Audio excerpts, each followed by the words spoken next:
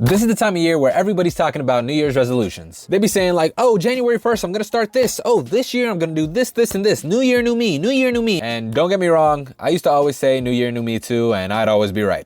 I get worse. You see, resolutions used to always be a bit of a trash cycle for me. I'd start the year strong, I'd stay on the resolution for like a month or two, and then I'd gradually start to fall off until like July or August, to a point where I'm not even thinking about the resolution anymore. And then I kind of realize I'm not thinking about it anymore, so I try to hop back on it. I stay on it for like maybe a month or two, and it doesn't really work out. And then I just say, you know, fuck it, I'll just start again January. And then I just bum around for the rest of the year. Then January comes and I'd start the whole thing all over again. Ohio State University actually did a study that says out of all the Americans that actually make New Year's resolutions, only 9% of them actually complete them by the end of the year. And it also showed that 23% of people quit within the first week and 43% within the first month, and that's kind of wild. I think a big reason that a lot of us don't complete our resolutions is, you know, we have all these big dreams, these big goals, all these things we want to do, and we say we're going to do them in the year, but we walk into the year and we don't really have a plan on how we're going to get any of it done. We just assume that the plan will come along and we'll eventually somehow get it done. And you know, sometimes that might actually work out, but a lot of the times it doesn't. I mean, look, only 9% of people actually achieve it, so 91% of the time it most likely doesn't. But these last 2 years, I feel like I've been able to keep up with a good amount of my resolutions, and that's because I have been setting reasonable resolutions.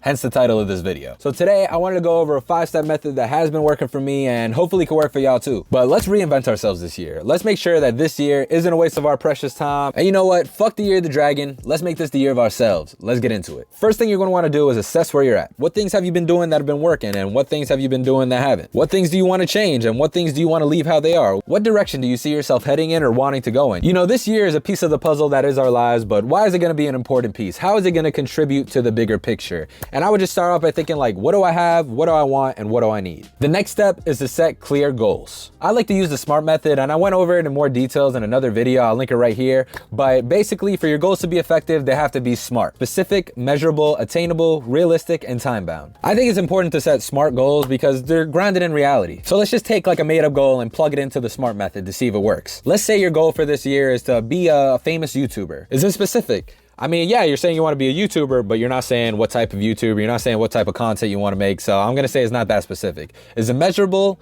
Not really, because famous isn't really a measurement. You're not saying how many subscribers, you're not saying how much money you want to make. So I'm going to say it's not that measurable. Is it attainable? I mean, it could be possible, but it's one of those things that relies so much on chance that I would say, you know, it's not 100% attainable. Is it realistic? I mean, if you've never posted a video before and you think this year you're going to be famous, I'm not going to tell you it doesn't happen. It does happen. People blow up out of nowhere, but that is a small chance, and you can't say it's definitely going to happen. So I'm going to say it's not that realistic. And last but not least, is it time bound? I'm going to go ahead and say no, because it's not one of those things you could really track and say, oh yeah, I could do this, this, this, and make sure it happens by this date. So no, I don't think it's time bound. But that's why I like the SMART method, because, you know, you could take that goal, put it in there, see it doesn't work, and you could tweak it until it does. So instead of saying this year I want to be a famous YouTuber, you could tweak it up a bit and say, hey, this year I want to be consistent on YouTube and I want to post at least 50 videos. And then plug that into the SMART method. Does it work? Yes. Is it specific? Yes. 50 videos. Is it measurable? Yes. You can measure how many videos you got going out. Is it attainable? Yes, because that's not even one video a week. You know, you could skip a few weeks and still make 50 videos. Is it realistic? I mean, yeah, if you really work towards it, it's definitely realistic. You just put some time around every week. And is it time bound? Yes, because that's actually a measurement that you could keep going with and keep on track with. And that's why I like the SMART method, is because you could have any goal, put it in, and if it doesn't work, just tweak it until it does. So go ahead, make a list of all your New Year's resolutions. And once you have that list written down, you know, go through each one and plug it into the SMART method and see if it fits all the things. And if it doesn't, just tweak it until it does. Step 3 is to develop new habits. Start to think about what habits you could actually add to your life that'll keep you on track to actually completing your goals. Let's say your goal for this year is you want to get more in shape. You know, some habits you could add to your life is, you know, meal prepping, going to the gym and working out, you know, counting your calories, things like that. So now that you have your list of goals written out, next to each goal, write some habits that could actually keep you on track to completing the goal. I would say try to pick around 3 to 5 that you could actually add to your life that you think you could actually focus on and complete every single day, or, you know, a few times a week, something that's realistic. Don't try to add like 50 habits to your life and think that you're going to be able to keep on track of every single habit every single day for the entire year, because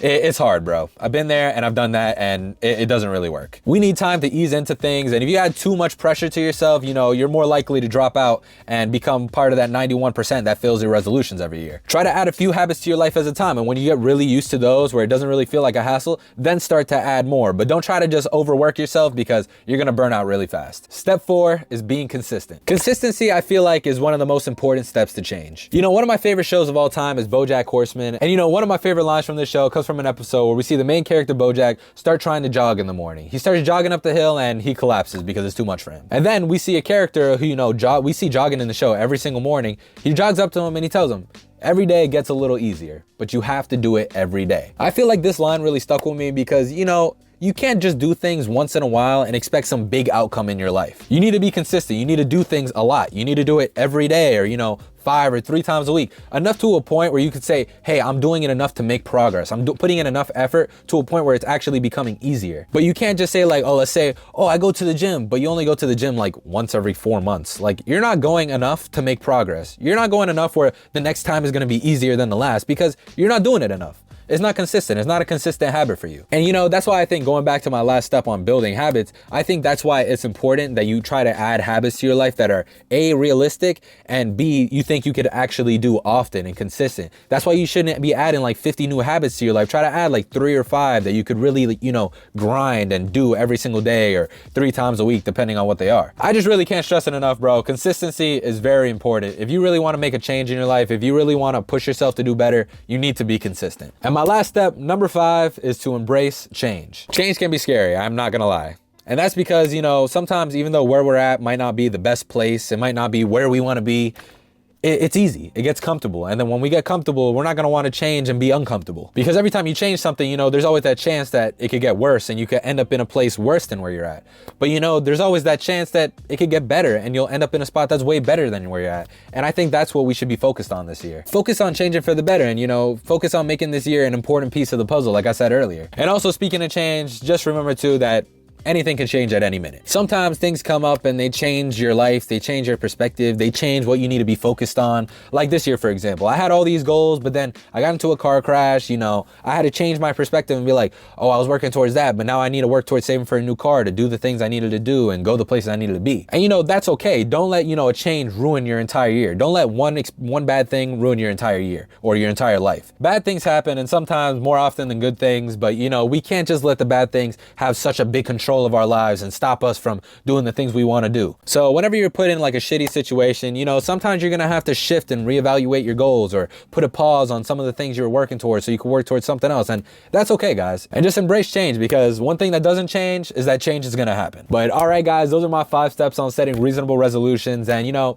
hopefully they work for you and you could use them and we could all have a productive ass year. And you know what? One more thing I want to say, guys, is you don't need to wait for the new year to make a change in your life. If you ever feel like you're not happy where you are, or your life's not going the way you wanted it to, or you have these new goals that you want to start chasing, you don't need to wait for January 1st to start doing it. Start doing it now. You know, you can literally use this layout that I gave you any time of the year, any day of the year, any hour, because it's just a layout. It's not a January 1st layout. It's just a layout on setting new resolutions. Because the last thing you want is, you know, to live with regrets. You don't want to be like, damn, I should have started that earlier. Oh, damn, I should have did that. Damn, I should have did that earlier because now it's too late. You know, life is never guaranteed. There's no guarantee that everybody makes it to the end of the new year, that everybody's going to survive the next week. You know what I mean? And that's why you should, if you have goals, if you want to make a change in your life, start doing that shit today. But just thought I'd put that out there. Some food for thought for you guys. I don't want to kill the vibe, but anyways, guys, Merry Christmas, Happy New Year's, all that shit. If you like this video, don't forget to like, comment, and subscribe, and I'll see you on the next one. Peace.